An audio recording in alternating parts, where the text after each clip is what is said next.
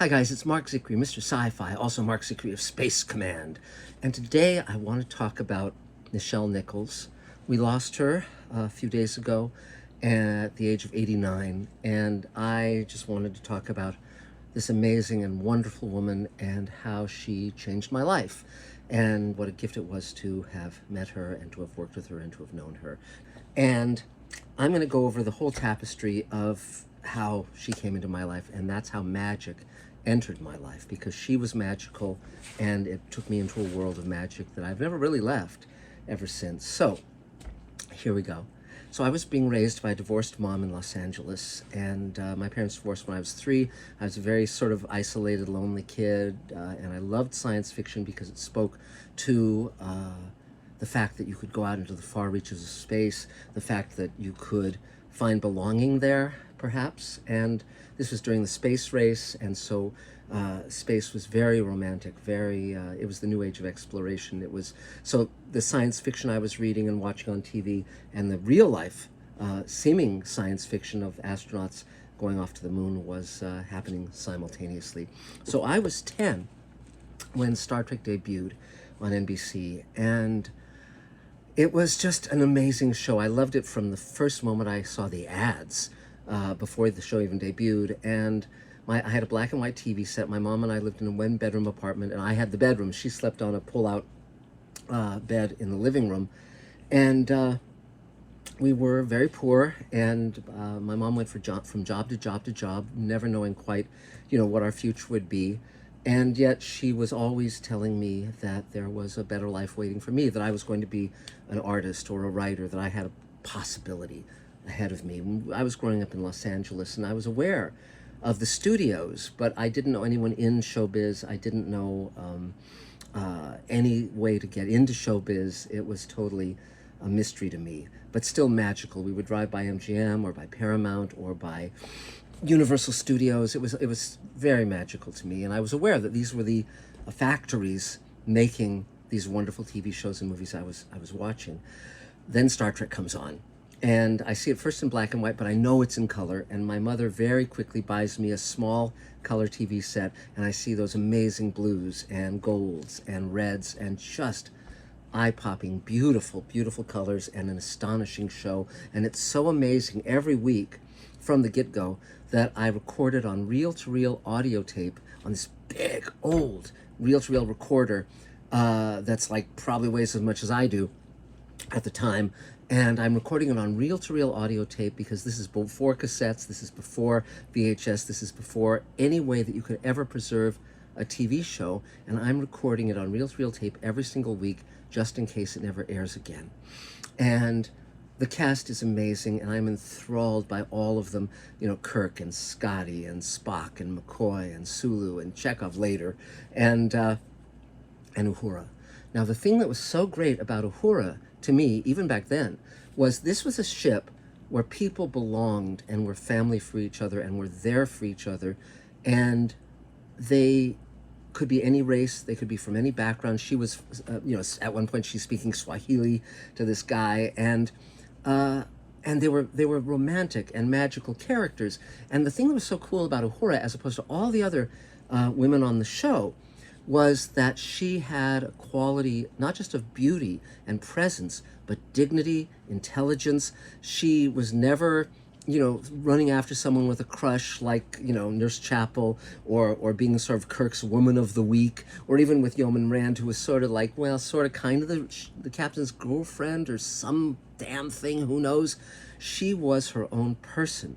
And while she might sing a song with Spock or befriend, Scotty or Sulu or whomever, she was very much not dependent on them to be her own person, which was wonderful. And so I just thought she was terrific, and she was so beautiful and so unlike anyone else on not just on that show, but on television in its entirety, because other black actresses might be playing, school teachers or maids or whatever, but she was something completely different. She was an officer on a starship, and one can quibble about it. Well, she's, sort of the switchboard operator, but she was so much more than that, and she was given equal dignity, equal respect. It was great. And so at one point, my mom was dating a Borscht Belt comedian named Eddie Leroy. And he had had his own TV show in the 50s. He'd been a protege of Milton Berle. At the time I knew him, he had kind of fallen from favor and was lining up the prizes on the dating game and the newlywed game. In fact, he wanted me to go on the dating game when I was 13, and I declined. But his wife, a female ventriloquist, did go on the show, and we all went to his house to watch it. This is after he was dating my mom, when he got married to a female ventriloquist for a brief time. Crazy stuff.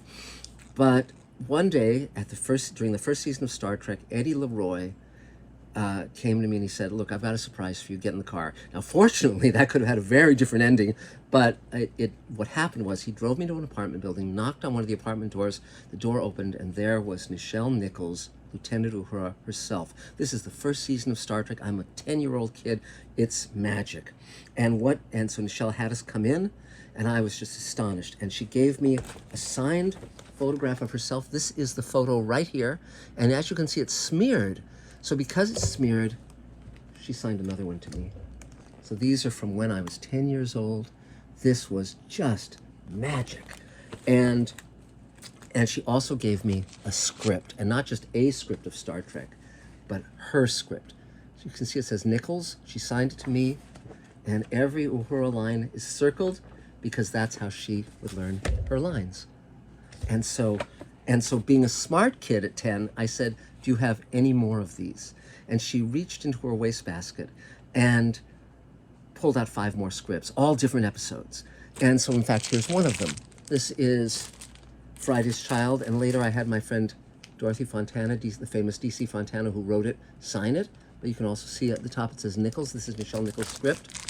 And then after I saw her, after I visited with Nichelle, and she was so gracious and so kind, we actually corresponded for a time. And there's the letter and the envelope she wrote me. And you can see it's phenomenal. And that's dated 1968. And then I went on the Star Trek set for the final episode ever shot of Star Trek, Turnabout Intruder.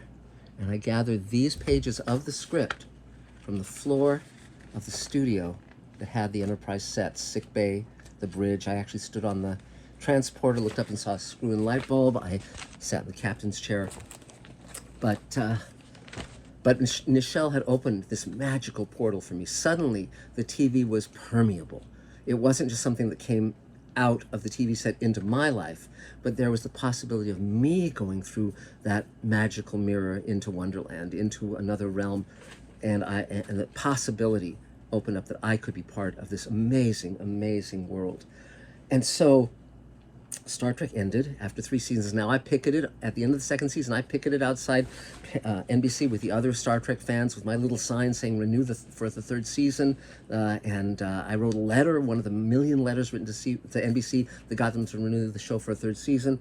Then the show went into syndication, and Nichelle Nichols and George Takei and Roddenberry and all these different people, James Doohan and so forth, started going to Star Trek conventions, and I started attending those conventions and seeing them again and talking with them, and this was during my teenage years. And then by then I had decided that I wanted to write and produce television, and right out of college I was writing The Twilight Zone Companion, and my life was paralleling theirs because I would see them at conventions. I would see Nichelle Nichols signing photos. Now we come full circle, and in the meantime, it's very interesting because most actors, when a show ends, they just kind of go into recline, and they don't stand for anything, really, most actors, and they might have some charity or something, but Star Trek stood for something. Star Trek stood for a hopeful vision of the future, a future that we could create by reaching across boundaries and barriers, by recognizing the equality and the human dignity of each person. It had a philosophy, and it was a philosophy that millions of people around the world took to heart. And Nichelle Nichols, particularly, along with George Takei, along with the other Star Trek actors, she particularly reached out to NASA as the space shuttle program was starting up, and she encouraged people of diversity, women, to join the Space Corps, the astronaut corps, and they did. And so many people had lives of meaning and lives of merit because of Nichelle Nichols. She was not playing stereotypical roles. She was not playing roles that were demeaning. She was playing a role that was important.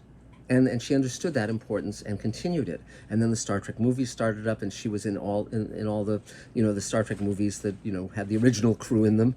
And she was always a character with humor, with dignity, with personality. You couldn't confuse her lines with a Sulu line or with a Chekhov line or a McCoy line. All these characters were very distinctive. And she was, meantime, doing good in the world. Star Trek was a show that did good in the world. How many TV shows do good in the world? Very few. Most are just disposable. But that show counted. So, okay. So now we come to, now at the same time, I'm writing for television, Star Trek The Next Generation, Deep Space Nine, Sliders, all these shows. And I have my little list of people that I want to work with. And certainly, Mira Furlan, our dear Mira Furlan was one of them, and Bill Mumy, and so on and so forth. But always in the back of my head, there was the hope that I could work with Nichelle Nichols, that would be a dream come true. That would be full circle. And the way that came about was each year at Comic-Con, San Diego Comic-Con, we would have a booth for Space Command. We've been working on Space Command for the better part of a decade. And one time, a few years ago, a friend of mine called me, a writer, and he said, listen, I have a favor to ask of you. And it's like, oh, what do you want me to do? And he said, Nichelle Nichols needs a booth to sign photos in, and would you be willing to let her use the Space Command booth? Well, of course, I said, yes, absolutely, without hesitation. That was no negative thing to me. It was an incredible gift to be able to offer that. And so Nichelle came with her team, and she was signing photos, and she signed, a photo to me, and I got photographs taken with her again. And she was just such a lovely, lovely person. And, and again, we'd run into each other at plays and things over the years. For instance, Mark Leonard and Walter Koenig did a play where they played older versions of Huck Finn and Tom Sawyer, and Nichelle was in the audience for that. And I think we attended James Doohan's funeral together, with George Takei, and so forth, But so once she came to the Space Command booth, I thought, I've got to find a role for her. I've got to figure out how to put her in Space Command sooner rather than later. And so Elaine and I wrote a scene for her to be the adoptive parent of Captain Essex and Captain Essex's sister. And just before the pandemic, we reached out to her son and we came to an agreement, and it was going to cost a certain amount of money. And I reached out to you guys, to my Mr. Sci-Fi audience, and within a day, one of our Mr. Sci-Fi fans had put up the money so that we could shoot the scene with Nichelle Nichols and pay her and pay the crew and everyone. So a few days later, we were in Nichelle's house, and we shot the scene with her and with Ethan McDowell, and it was wonderful, just wonderful. And she, at the end, when we left, she said, "Thank you for gracing my home." And imagine that. And she was lovely, and the house was lovely, and her son was such a great guy. And so, and best of all, at least for me, I brought the Star Trek scrapbook that I kept when I was 10 years old, and I showed her the photo, and I showed her the letter she wrote me, and I told her how she had set me on the course that led me to being a writer, producer in television, to this wonderful life that I live now, that it was thanks to her being kind to a lonely 10-year-old boy being raised by a single mom. When I was 10 years old, I met you when Star Trek was on the air, and you signed these photos to me when I was 10 years old, and you wrote me this letter. Oh my goodness. Oh my gosh. It was one of the great moments of my life. This is my scrapbook that I took when I was 10 years old of Star Trek. And I'll show you. Yeah, well, look at this. Oh yeah. Isn't this wonderful? I mean, the many faces of Nichelle Nichols.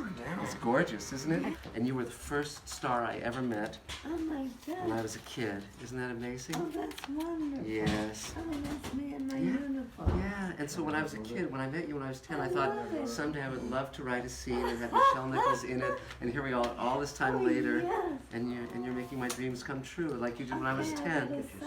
Thank you so much, Nichelle. Thank you. Yes. And so 50 years later, she signed my 10-year-old scrapbook, the scrapbook I'd kept of Star Trek when I was 10, about with Kirk and Spock and everybody.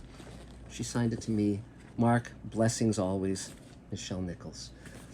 And then we put together the scene. It's wonderful. It's going to be in Forgiveness, the episode that we're completing now, and of Space Command.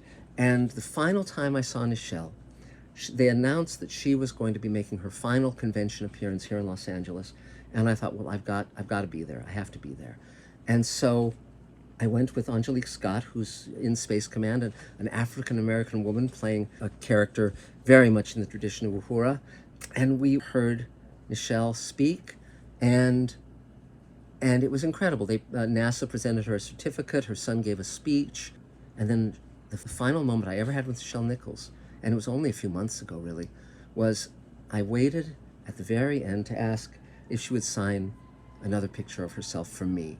And when we shot in her house, I saw the original painting. There was a wonderful, one of the great artists of science fiction was named Kelly Freas, and I grew up admiring his book covers and his magazine covers. He was quite unique, and at one point, I think in the 70s, he did portraits of all the Star Trek actors, and there in Nichelle's house on the wall was the original painting signed to her by Kelly Freas.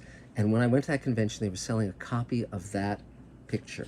And so the last time I ever saw Nichelle, she signed a photo of that picture to me. And her hand was a little shaky, but she was as kind in that moment, in all those years later, as she was in the moment when she first opened that apartment door and I met her for the first time. And so my friendship with Nichelle Nichols, my working relationship with Nichelle Nichols, my tutelage under Nichelle Nichols' mentorship began and ended with her signing a photo of herself as the immortal Lieutenant Uhura. So what we're going to do now, and this is just something I'll share with you as my thank you to Nichelle and as my gift to you and the gift to myself, of course, her gift of herself, her totality of self to all of us, is we'll show you the little talk her son gave at that convention, and with her there, and then we'll show you the scene that we shot of Space Command with Nichelle Nichols and Ethan McDowell. And the last thing I'll tell you is something that I found very touching. Was when we were watching the final moment, they were showing this montage of wonderful scenes of her as Uhura in the 60s. So beautiful and so amazing. I love the scenes where she would sing with Spock accompanying her on his Vulcan lyre. And so she was watching these scenes on the big screen sitting next to her son. And everyone knew that she had dementia, but she was still able to be Nichelle Nichols and still able to appreciate the fans and do the sim sign and all that stuff. But she leaned into her son as she's watching these scenes, and I couldn't hear what she said, but Angelique was close enough to catch it. And what she said, looking up at this beautiful, powerful, proud American woman, was, and or maybe it was a Swahili woman, who knows, but it was this powerful, iconic character. She said to her son, "Is that me?" And her son said, "Yes, Mom, it is." And so she was able to understand that she had done something incredible. So I just wanted to thank Nichelle. We are going to be dedicating the second two-part story to her, just as we dedicated the first two-part story to our dear Mira Furlan, whom we lost. And but God, I feel so honored to have worked with and have known these people, to have them let me into their world, a world in which we can share ourselves with everyone. And so thank you so much for all of this. So now we'll have Nichelle's final appearance and then the scene from Space Command. Talk to you soon. Bye, guys. This is truly an exceptional recognition of my mother, and I'm of course very proud of her for all that she's done and the value and the meaning of her work. Pardon me, not just as an actress, but in very real and important work that she inspired and enabled people to undertake. And we see and feel and experience the effects of that work so often and so profoundly that perhaps we sometimes forget how important it is and what a miracle it is, and how it benefits all of us so deeply. So I'm truly honored to see that my mother has received this award, and we thank all of you, and of course we thank our NASA family. We thank you.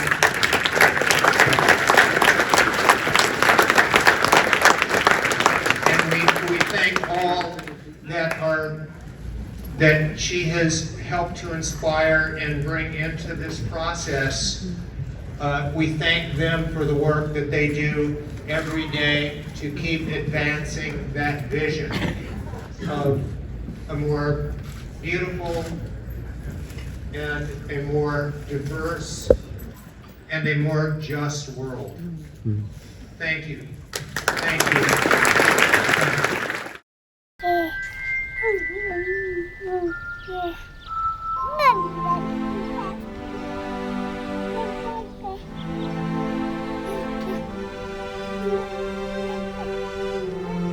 She just left. No note as to where.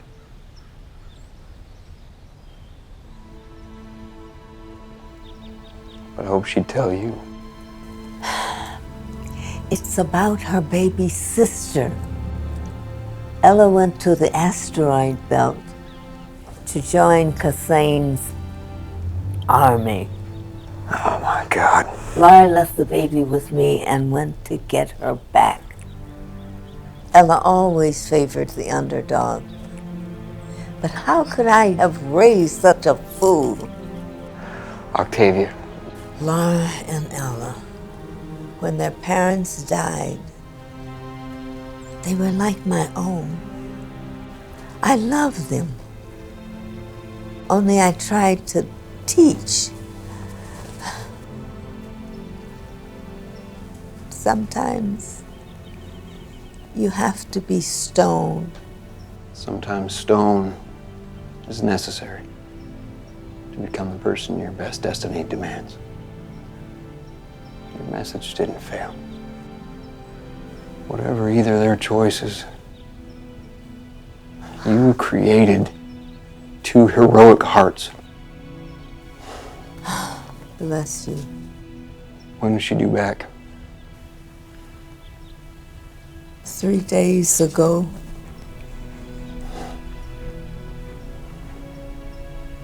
There's no time to lose. Don't be angry. Laura believed she could save her, and Kassane promised. He promised a safe passage. Jack, how could she not try? You'd have done the same.